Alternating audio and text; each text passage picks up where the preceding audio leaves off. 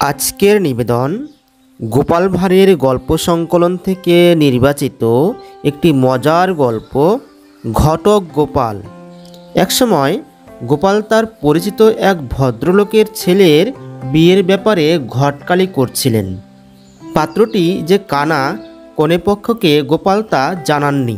শুভ কাজ সম্পন্ন হলো, মহা ধুমধামে শুভ লগ্নে বিয়ে হলো। বরকর্তা গোপালকে আড়ালে ডেকে বলল, মশাই, আপনার কেরামতি আছে। আমাদের পাত্র যে কানা তা কনেপক্ষের কেউ টের পায়নি তো? গোপাল বললেন, খেপেছেন? তা যদি জানতো তাহলে মেয়ের বিয়ে দিতে রাজি হতো, বর আর বরযাত্রীদের মেরে তাড়িয়ে পগার পার করে দিত।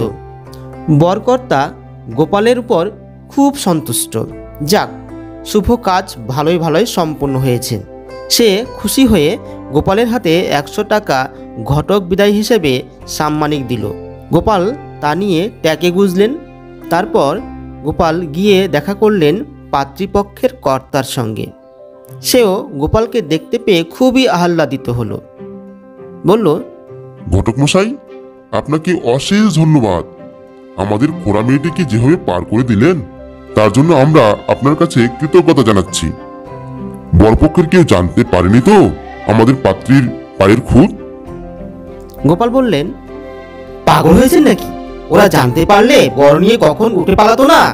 একথা শুনে কনেকর্তা খুবই আহ্লাদিত। সে গোপালের হাতে তখনই ঘটকের প্রাপ্য 200 টাকা দিল। গোপাল তাও ট্যাকে গুঁজলেন। উভয় পক্ষের কাছ থেকে তার প্রাপ্য বুঝে নিয়ে গোপাল এবার ফাঁস করলেন কথাটা। বললেন, যেমন বর তেমন কনে হয়েছে, সমানে সমানে। বর যেমন কানা, কনে তেমন খোড়া। উভয় পক্ষ অবাক হয়ে বলল, সে কি? গোপাল বললেন, হ্যাঁ, আমি সমানে সমানে বিয়ে দিয়েছি।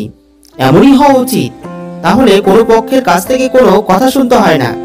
তাই আমি এমন কাজ করেছি। ধন্যবাদ।